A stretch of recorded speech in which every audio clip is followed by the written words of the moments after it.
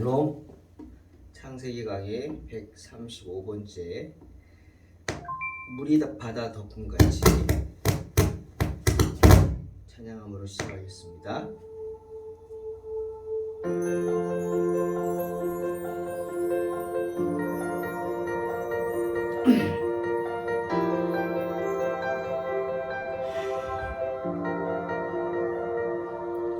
세상 모든 민족이 구원을 얻기까지 쉬지 않으시는 하나님, 주의 심장 가지고 우리 이제 일어나 주 따르게 하소서. 세상 모든 육체가 주의 영광 보도록 우리를 부르시는 하나님, 주의 손과 발 되어 세상을 치유하며 주 섬기게 하소서. 물이 바다 덮음같이 여호와의 영광을 인정하는 것이 온 세상 가득하리라. 물이 바다 덮음같이, 물이 바다 덮음같이, 물이 바다 덮음같이.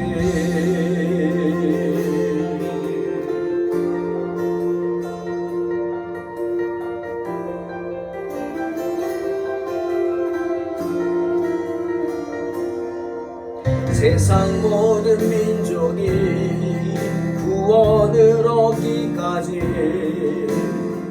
쉬지 않으시는 하나님, 주의 심장 가지고 우리 이제 일어나 주 따르게 하소서.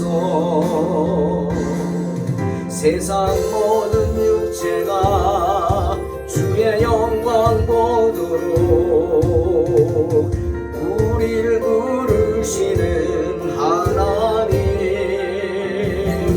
주의 손과 발 되어 세상을 치유하며 주 섬기게 하소서. 물이 바다 덮음같이 여호와의 영광을 인정하는 것이 온 세상 가득하리라. 물이 바다 덮음같이, 물이 바다 덮음같이, 물이 바다 덮음같이 오리라. 그날에 주의 영광 가득한 세상, 우리는 듣게 되리. 온 세상 가득한 승리의 함성,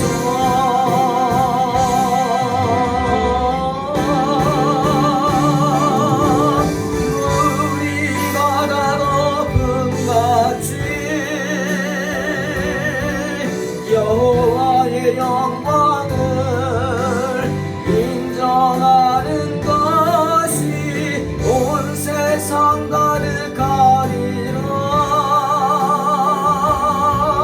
물이 바다 덮음같이, 물이 바다 덮음같이, 물이 바다 덮음같이,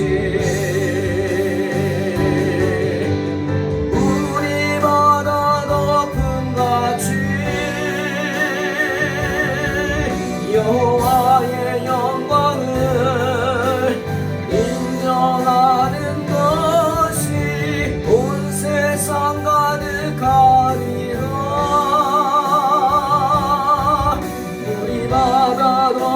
같이 우리 바다 덮음 같이 우리 바다 덮음 같이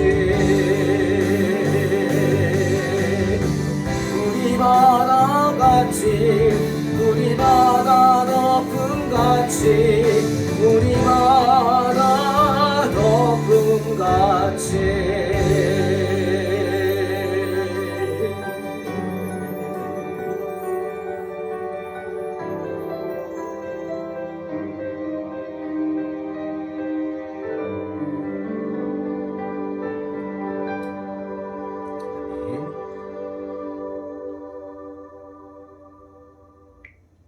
창세기 28장 16절부터 22절입니다.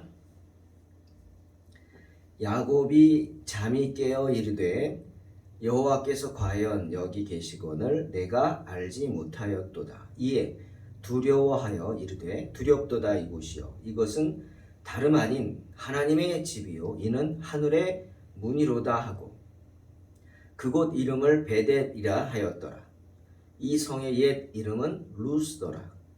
야곱이 서원하여 이르되 하나님이 나와 함께 계셔서 내가 가는 이 길에서 나를 지키시고 먹을 떡과 입을 옷을 주시오. 내가 평안히 아버지 집으로 돌아가게 하시오면 여호와께서 나의 하나님이 되실 것이요 내가 기둥으로 세운 이 돌이 하나님의 집이 될 것이요 하나님께서 내게 주신 모든 것에서 10분의 1을 내가 반드시 하나님께 드리겠나이다 하였더라. 아멘. 오늘은 꿈 얘기입니다. 여러분 꿈을 꾸십니까? 특히 사람들은 꿈에 관심 많은 분들이 있죠. 특히 사람들은 태몽이라는 것 관심 많죠. 태몽, 아이를 배웠을 때 꾸는 꿈이죠. 그 태몽을 보고 아들이니 딸이니 말들이 많습니다. 태몽에서 보석을 보면 딸을 낳는다. 사람들이 어른들이 그러더라고요. 그런데 제가 자녀가 셋인데 셋 다 제가 태몽을 꿨습니다. 제가 셋 다 태몽을 꿨는데 셋 다 보석을 봤어요. 그럼 셋 다 딸이어야 되는데 큰 아이는 아들입니다. 큰 아이 때는 다이아몬드를 봤고요. 둘째는 빨간 루비를 봤고 셋째는 푸른빛의 사파이어를 봤습니다. 태몽이 다 맞는 건 아닌 것 같아요. 그러고 보니까 그랬더니 어떤 분이 그러더군요. 보석 중에서도 다이아몬드는 예외라고. 다이아몬드를 보면 아들이라고. 그러니까 태몽이 맞는 거라고 그러더라고요. 그냥 갖다 붙이기 나름인 것 같다는 생각을 했습니다. 하지만 고대 사람들은 꿈을 신의 계시라고 믿었죠. 때문에 꿈에 커다란 의미를 부여했습니다. 하지만 점점 이런 꿈의 해석, 해몽이라고 그러죠.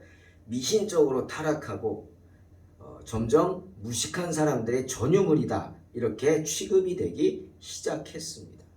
요즘도 돼지 꿈 꾸면 복권 사는 사람들이 많죠. 그런데 현대에 와서 다시금 꿈을 중요하게 여기게 됐죠. 그 이유는 1899년에 인간의 행동은 무의식에서의 억압이나 저항 등에 의해 지배된다 라고 주장한 오스트리아 심리학자, 정신분석학의 창시자 누구죠? 프로이드. 프로이드가 꿈의 해석이라는 책을 출판하고 나서부터 꿈에 대한 관심들이 많아졌습니다. 하지만 분명한 건 나쁜 꿈을 꾸고 나면 하루 종일 참 기분이 안 좋죠. 거꾸로 좋은 꿈을 꾸고 나면 하루 종일 기분이 좋습니다. 누가 싫은 소리를 해도 웃고 넘어갑니다. 왜? 기분이 좋죠.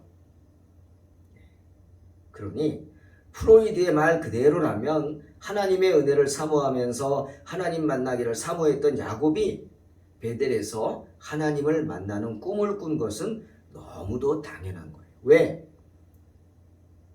야곱은 계속 하나님만 생각했기 때문이죠. 그것도 꿈에서 자신을 지켜주시겠다, 함께하시겠다, 보호하시겠다, 떠나지 아니하시겠다 하는 약속까지 받았으니까 야곱이 얼마나 기분이 좋았겠습니까? 자, 이제 야곱은 어떻게 해야 돼요? 그렇게 하나님의 축복을 꿈에 받았으니 이제는 내가 응답해야 되지 않겠습니까? 하나님께 응답해야죠. 자, 꿈을 깬 후에 야곱의 반응을 보십시오. 16절에 야곱이 잠이 깨어 이르되 여호와께서 과연 여기 계시거늘 내가 알지 못했다 라고 합니다. 놀랍니다. 여러분, 이게 무슨 말입니까? 여호와께서 과연 여기 계시다? 즉 야곱은 날마다 하나님을 찾았다는 겁니다. 하나님이 어디 계신가? 내가 어디에 가야 하나님을 만날 수 있을까? 아마 그래서 이날도 베델이라는 산에 올라간 것인지 모르겠어요. 밧단 아람으로 가는 길에 산을 바라보고 높은 산을 보고 마치 저기 하나님이 계실 것 같다, 아마 이런 생각을 하고 그 산으로 갔는지도 모르겠습니다. 그런데 이런 곳에서 돌베개를 하고 자는 그런 상황에서 나를 만나 주셨어요, 하나님이. 그러니 얼마나 감격했겠습니까? 놀라고 감격했죠.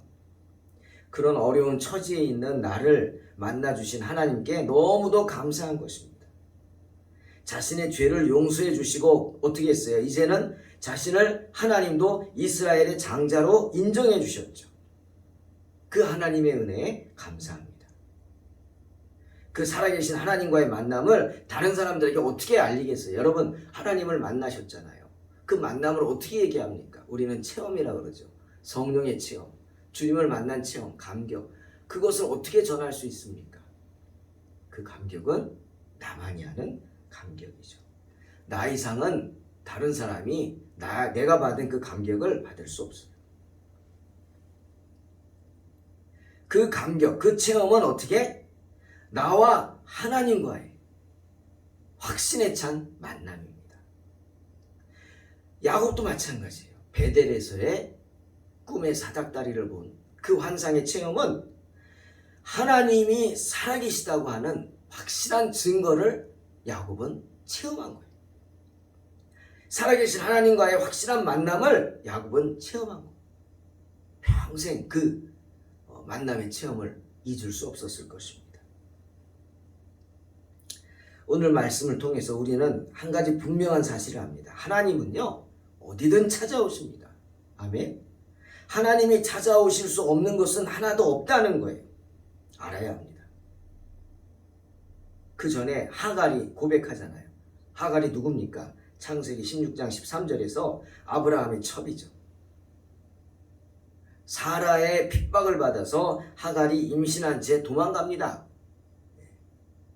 오죽하면은 도망갔겠어요? 아브라함은 간섭도 하지 못합니다. 자기가 잘못한 거잖아요.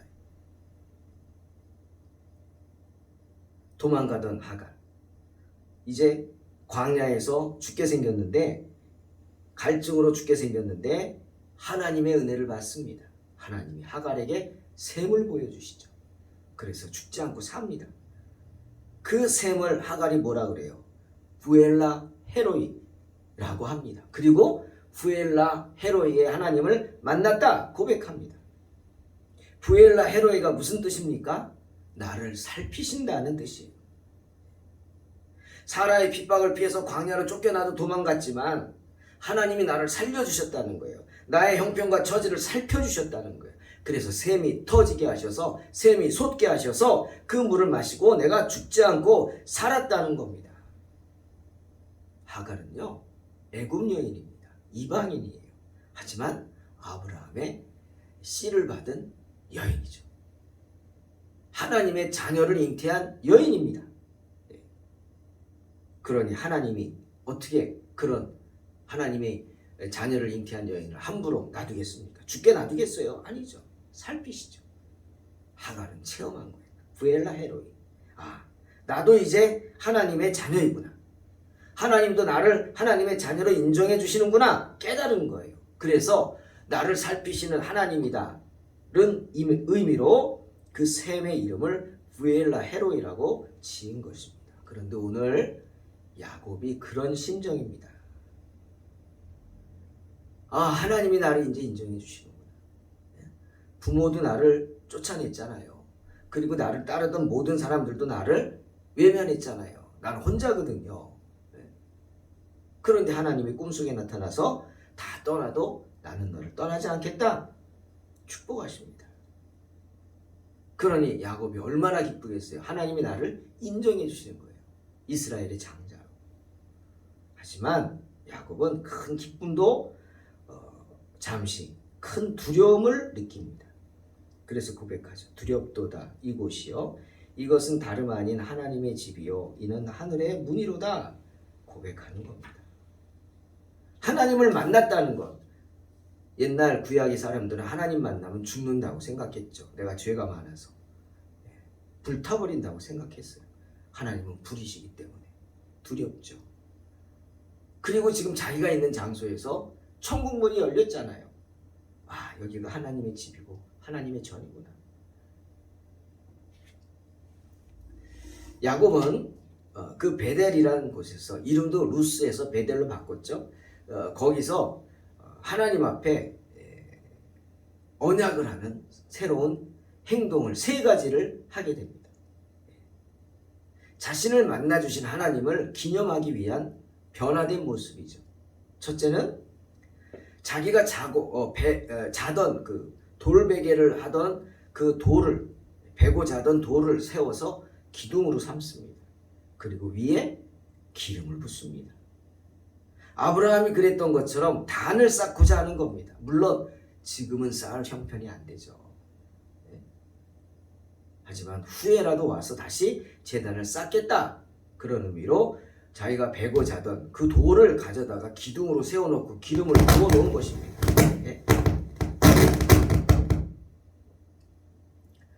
제단을 쌓는다. 앞으로 제단을 쌓겠다. 여러분 이게 무슨 의미입니까? 우리도 지금 그 말 하잖아요. 제단을 쌓아야 된다. 1천 번제를 드리라고. 그러면서 예배 나오는 횟수를 1000번을 하는 게 1천 번제다. 뭐 이런 얘기도 하잖아요. 제단을 쌓는다. 그 말은 하나님께 예배 드리는 삶을 살겠다는 뜻입니다. 앞으로 나는 하나님께 예배 드리는 삶을 살겠습니다. 하나님 앞에 제단을 쌓는 삶을 살겠습니다. 그런 뜻이죠. 그리고 두 번째, 야곱은 그곳에 새 이름을 지어줍니다. 그곳 이름은 원래 루스였어요. 루스라는 것은 아몬드 나무라는 뜻입니다. 즉 거기 아몬드 나무가 많이 있었나 봐요. 그래서 루스라고 이름이 있었는데 그 이름을 바꿉니다. 베델. 베델이 무슨 뜻이에요? 하나님의 집이라는 뜻입니다. 내가 여기서 하나님을 만났고 여기가 하늘로 올라가는 통로다. 하나님의 집이다. 이렇게 명명한 것입니다. 그리고 야곱은 세 번째로 하나님 앞에서 엄숙하게 서원을 합니다. 서원이 뭔지 아시죠? 하나님과 약속입니다. 서원은 안 지키면 저주가 되죠.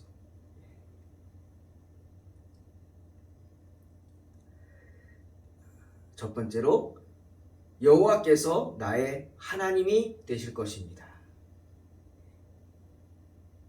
여러분 사닥다리를 본 후에 야곱은 변했습니다. 더 이상 엉뚱한 욕심을 부리지 않습니다. 하나님이 나와 함께 계셔서 내가 가는 이 길에서 나를 지키시고 먹을 떡과 입을 옷을 주셔서 내가 평안히 아비 집으로 돌아오게 하시오면 여호와께서 나의 하나님이 되실 것입니다.